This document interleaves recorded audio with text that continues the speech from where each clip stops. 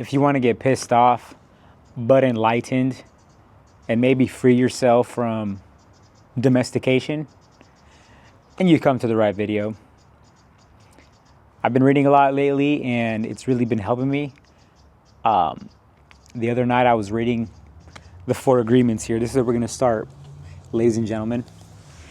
And literally like the first chapter, I start reading it. I'm in bed, about to go to bed. It's like 9:45. I just get pissed off because we're all victims of this. We're all victims of domestication when you really think about it.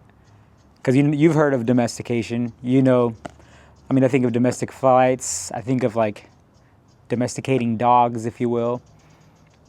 But I never really thought about us, humans, being domesticated.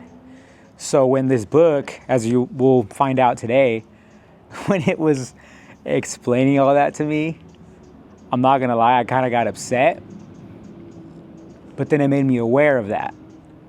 And obviously you can create change when you're aware of things.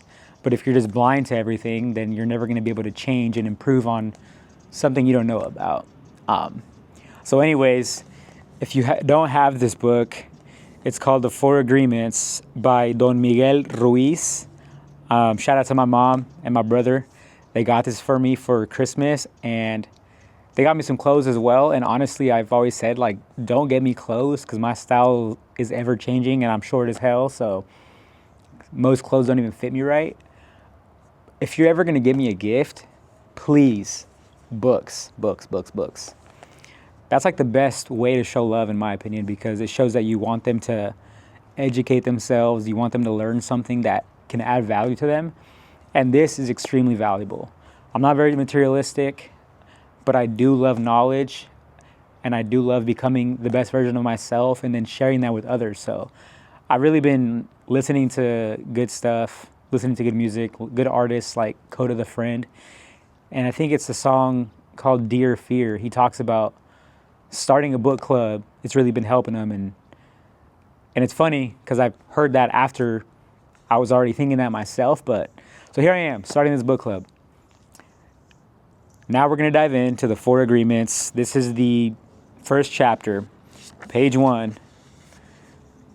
If you don't care to listen, you'll probably scram. But if you're open-minded and you want to learn something that's, I think, is going to be very, very enlightening, please grab this.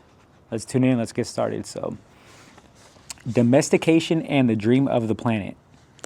What you are seeing and hearing right now is nothing but a dream. You are dreaming right now in this moment.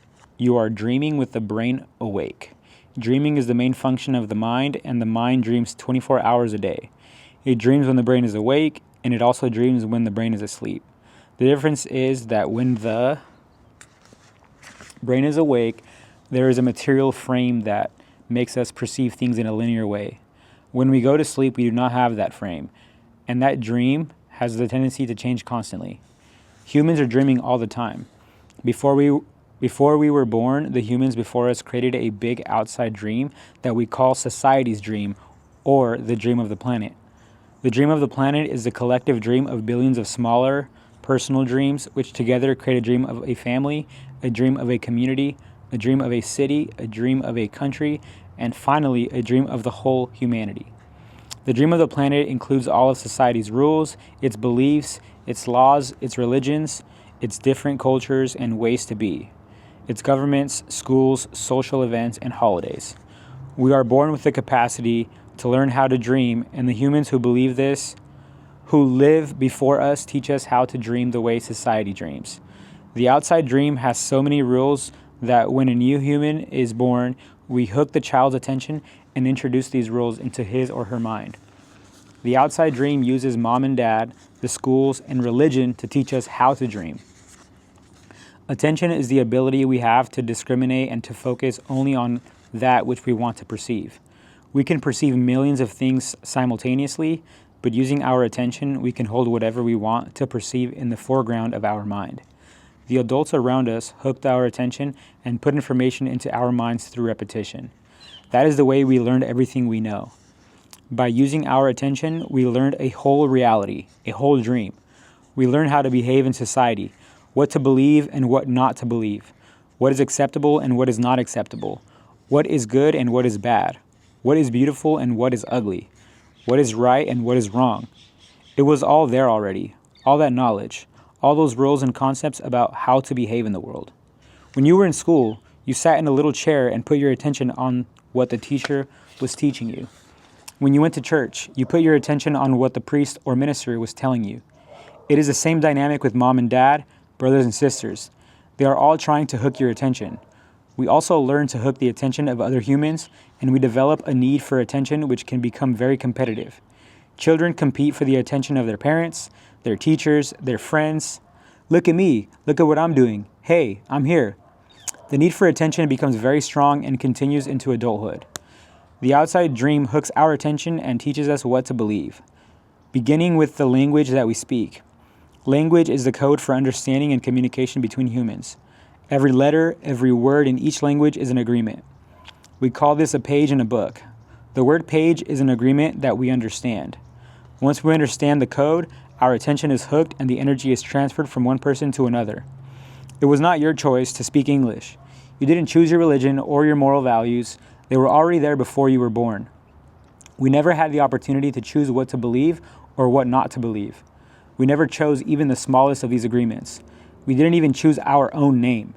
As children, we didn't have the opportunity to choose our beliefs, but we agreed with the information that was passed to us from the dream of the planet via other humans.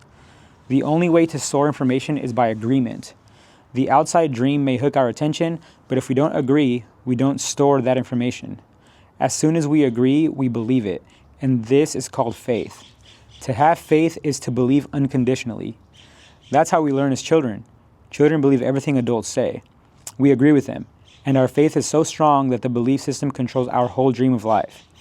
We didn't choose these beliefs, and we may have rebelled against them, but we were not strong enough to win the rebellion. The result is surrender to the beliefs with our agreement. I call this process the domestication of humans. This is where it gets interesting, guys. And through this domestication, we learn how to live and how to dream. In human domestication, the information from the outside dream is conveyed to the inside dream, creating our whole belief system. First, the child is taught the names of things: mom, dad, milk, bottle. Day by day, at home, at school, at church, and from television, we are told how to live, what kind of behavior is acceptable. The outside dream teaches us how to be a human. We have a whole concept of what a woman is and what a man is. And we also learn to judge. We judge ourselves, judge other people, judge the neighbors. Children are domesticated the same way that we domesticate a dog, a cat, or any other animal. In order to teach a dog, we punish the dog and we give it rewards. We train our children whom we love so much the same way that we train any domesticated animal, with a system of punishment and reward. We are told, "You're a good boy," or "You're a good girl," when we do what mom and dad want us to do. When we don't, we're a bad girl or a bad boy. When we went against the rules, we were punished. When we went against the rules, we were punished. When we went along with the rules, we got a reward. We were punished many times a day, and we were also rewarded many times a day. Soon we became afraid of being punished and also afraid of not receiving the reward. The reward is the attention that we got from our parents or from other people like siblings, teachers, and friends. We soon develop a need to hook other people's attention in order to get the reward. The reward feels good, and we keep doing what others want us to do in order to get the reward. With that fear of being punished and that fear of not getting the reward, we start pretending to be what we are not, just to please others, just to be good enough for someone else. We try to please mom and dad, we try to please the teachers at school, we try to please the church, and so we start acting. We pretend to be what we are not because we are afraid of being rejected. The fear of being rejected becomes the fear of not being good enough. Eventually, we become someone that we are not. We become a copy of mama's beliefs, daddy's beliefs, society's beliefs, and religion's beliefs. All our normal tendencies are lost in the process of domestication. And when we are old enough for our mind to understand, we learn the word no. The adults say, "Don't do this and don't do that." We rebel and say, "No." We rebel because we are defending our freedom. We want to be ourselves, but we are very little and the adults are big and strong. After a certain time, we are afraid because we know that every time we do something wrong, we are going to be punished. The domestication is so strong that at a certain point in our lives, we no longer need anyone to domesticate us. We don't need mom or dad, the school, or the church to domesticate us. We are so well trained that we are our own domesticator. We are an auto-domesticated animal. We can now domesticate ourselves according to the same belief systems we were given and using the same system of punishment and reward. We punish ourselves when we don't follow the rules according to our belief system. We reward ourselves when we are the good boy or good girl. The belief system is like a book of law that rules our mind. Without question, whatever is in that book of law is our truth. We base all of our judgments according to the book of law, even if these judgments go against our own inner nature. Even moral laws like the Ten Commandments are programmed into our mind in the process of domestication. One by one, all these agreements go into the book of law, and these agreements rule our dream. There is something in our minds that judges everybody and everything, including the weather, the dog, the cat, everything. The inner judge uses what is in our book of law to judge everything we do and don't do, everything we think and don't think, and everything we feel and don't feel.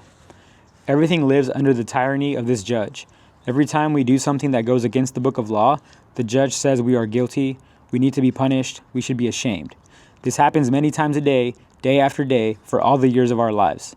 There is another part of us that receives the judgments, and this part is called the victim. The victim carries the blame, the guilt, and the shame. It is the part of us that says, "Poor me, I'm not good enough. I'm not intelligent enough. I'm not attractive enough. I'm not worthy of love. Poor me." The big judge agrees and says, "Yes, you are not good enough." And this is all based on a belief system that we never chose to believe. These beliefs are so strong that even years later, when we are exposed to new concepts and try to make our own decisions, we find that these beliefs still control our lives. Whatever goes against the book of law will make you feel a funny sensation in your solar plexus, and it's called fear. Breaking the rules in the book of law opens your emotional wounds, and your reaction is to create emotional poison.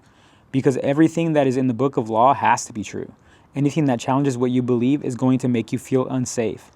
Even if the book of law is wrong, it makes you feel safe.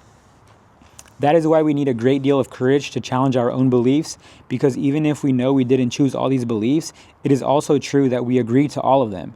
The agreement is so strong that even if we understand the concept of it not being true, we feel the blame, the guilt, and the shame that occur if we go against these rules. Just as the government has a book of laws that rule the society's dream, our belief system is the book of laws that rules our personal dream. All these laws exist in our mind, we believe them, and the judge inside us bases everything on these rules. The judge decrees, and the victim suffers the guilt and punishment. But who says there is justice? Who says there is justice in this dream? True justice is paying only once for each mistake. True injustice is paying more than once for each mistake. How many times do we pay for one mistake? The answer is thousands of times. The human is the only animal on earth that pays 1,000 times for the same mistake. The rest of the animals pay once for every mistake they make. But not us. We have a powerful memory. We make a mistake, we judge ourselves, we find ourselves guilty, and we punish ourselves. If justice exists, then that was good enough. We don't need to do it again. But every time we remember, we judge ourselves again, we are guilty again, and we punish ourselves again and again and again. If we have a wife or husband, he or she also reminds us of the mistake. So we can judge ourselves again, punish ourselves again, and find ourselves guilty again. Is this fair? How many times do we make our spouse, our children, or our parents pay for the same mistake? Every time we remember the mistake, we blame them again and send them all the emotional poison we feel at the injustice, and then we make them pay again for the same mistake. Is that justice? The judge in the mind is wrong because the belief system, the book of law, is wrong. The whole dream is based on false law. 95% of the beliefs we have stored in our minds are nothing but lies, and we suffer because we believe all these lies. In the dream of the planet, it is normal for humans to suffer, to live in fear, and to create emotional dramas. The outside dream is not a pleasant dream. It is a dream of violence, a dream of fear, a dream of war, a dream of injustice. The personal dream of humans will vary, but globally it is mostly a nightmare. If we look at human society, we see a place so difficult to live in because it is ruled by fear.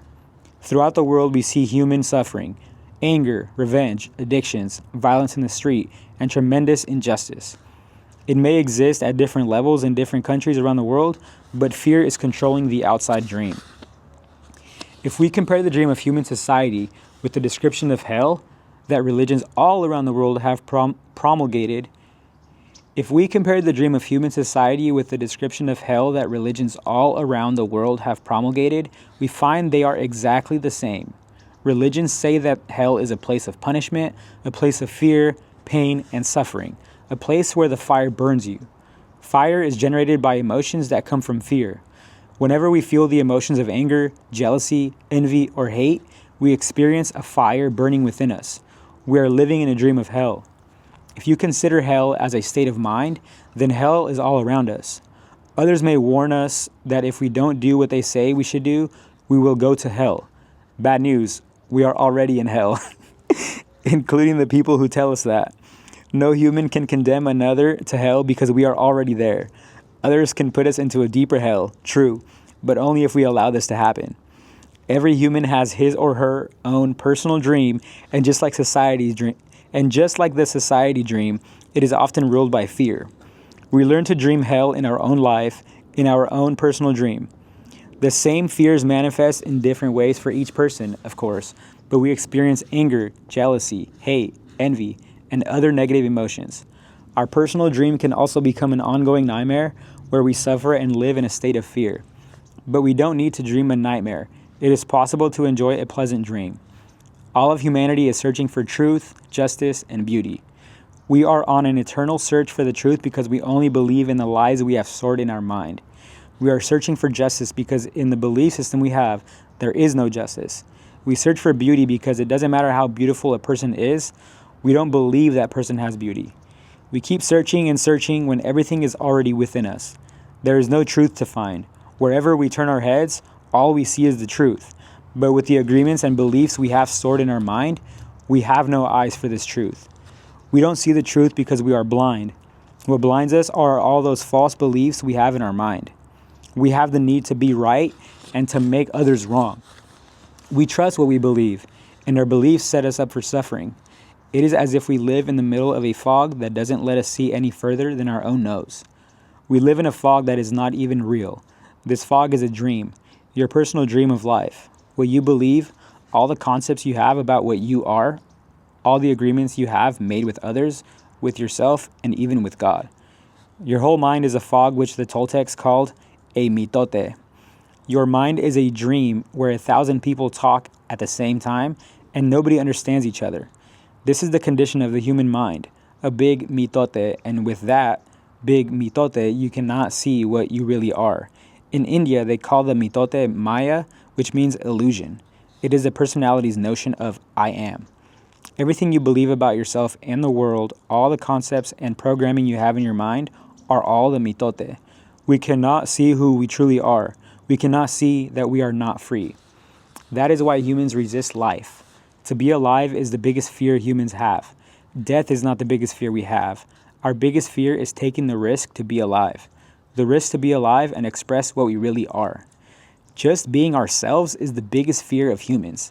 We have learned to live our lives trying to satisfy other people's demands. We have learned to live by other people's points of view because of the fear of not being accepted and of not being good enough for someone else.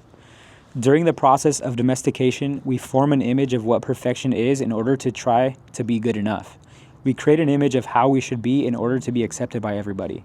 We especially try to please the ones who love us, like mom and dad, big brothers and sisters, the priests, and the teacher. Trying to be good enough for them, we create an image of perfection, but we don't fit this image. We create this image, but this image is not real. We are never going to be perfect from this point of view. Never.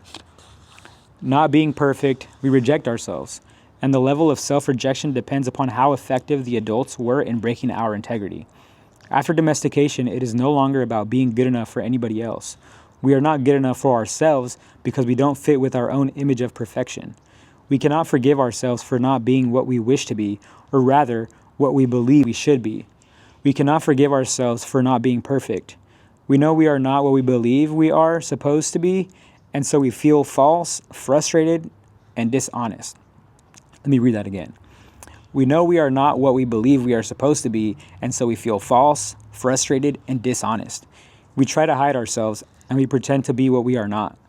The result is that we feel unauthentic and wear social masks to keep others from noticing this. We are so afraid that somebody else will notice that we are not what we pretend to be. We judge others according to our image of perfection as well, and naturally they fall short of our expectations. We dishonor ourselves just to please other people. We even do harm to our physical bodies just to be accepted by others. You see teenagers taking drugs just to avoid being rejected by other teenagers.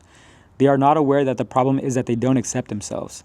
They reject themselves because they are not what they pretend to be. They wish to be a certain way, but they are not, and for this they carry shame and guilt. Humans punish themselves endlessly for not being what they believe they should be.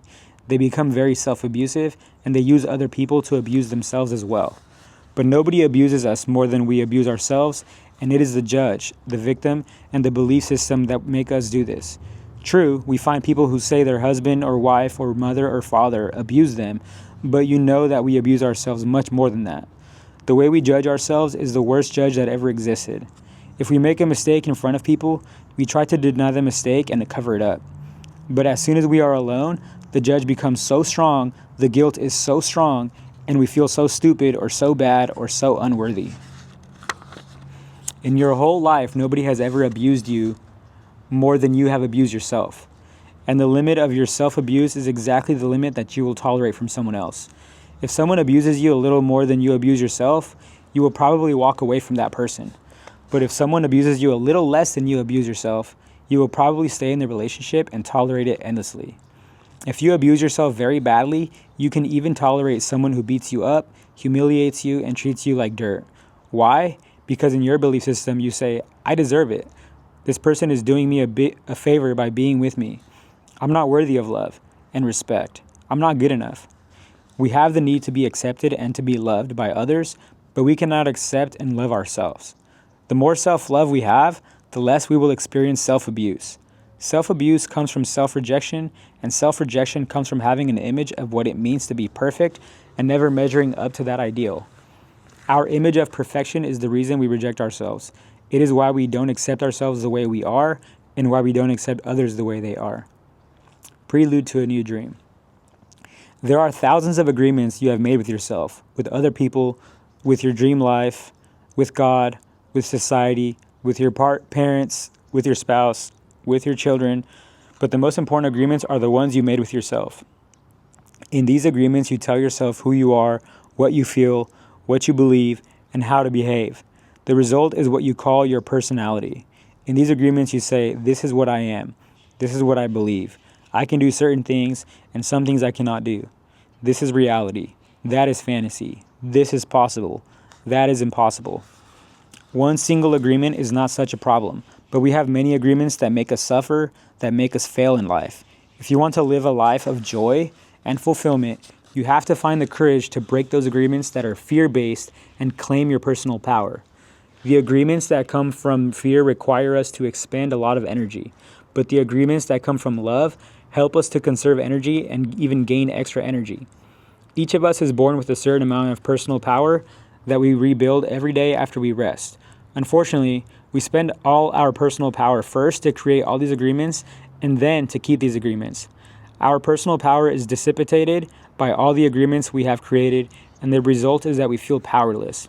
We have just enough power to survive each day because most of it is used to keep the agreements that trap us in the dream of the planet. How can we change the entire dream of our life when we have no power to change even the smallest agreement?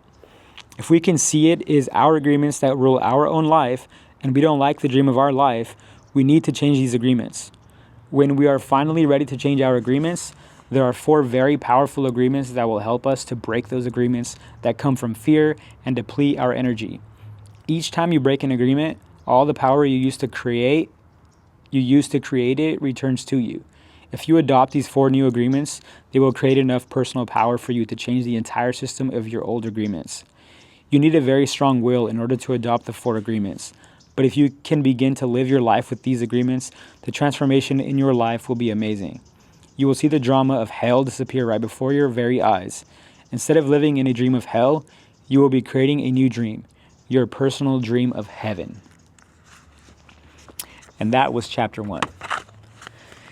the process of human domestication. I'm going to leave that right there so you can see it. But, man, I need some water. Let's go ahead and let this water symbolize a little bit of digestion of what I just read again. Man, reading and all these things is just like the gym, man. You really need the reps, and every time you explore an idea, read a book, you're probably going to get, not probably, you're going to get a new nugget. And yeah, man, like I said, the first time I read that, it really, really pissed me off because I was upset that I was guilty of it. I've been creating videos, I've been living my life 28 years, and I just now realized that that's why I've always had a sense of unauthenticity, because I was never being true to myself. I was always doing what I was supposed to do. I was always doing what I was expected to do or what I should do. And these were all agreements and things that I took from the world, right? I grew up playing soccer, so I always feel like I was supposed to be in soccer. I'm supposed to do this, or I should be doing this.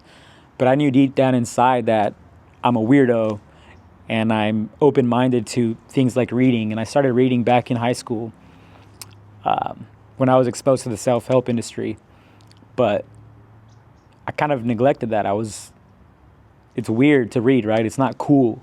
So you suppress those things that you actually are really, really intrigued by just to fit societal norms, and that's not it. Like, you judge yourself, just like that chapter says, you judge yourself so much if you know deep down inside you're not being who you are. And that's just being fake.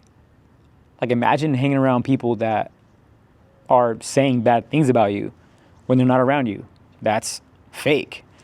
Same thing as you, probably, because we're victims of this, unfortunately. We just settle for things that we're supposed to do, and we are fake to ourselves. Like, we're lying to ourselves. But man, I wonder what you guys think. Please, comment down below if you think you're a victim of this. Share this with somebody. Let me know if you even like the book. Like I said, if this resonates with you, definitely go get it. It's not very expensive. This guy is a great author. But yeah, man, comment, like this video, share this message with somebody, buy this book for yourself, buy this book for somebody else. Like I said, I think the best gift is getting a book for people. I just had this meeting the other day with my mortgage company, and I think I forget the exact numbers, and don't quote me on this, like 70, what's the percentages? Like, people that buy new books, I think only 90% of people, scratch that, I don't even know. Crazy stat. Anyways, the percentage of people that get books and don't even read it or make it past chapter 1 or just finish the book is super, super low. That's why it's very easy to stand out from people, because we're lazy and life is busy. It's hard to do these things that don't really give you any instant gratification, but the more you know, the more you learn, the more of value you are to others, the money's going to follow. That's what I believe. So let me know if you guys like this whole concept of a book club. If you like this book, go get it.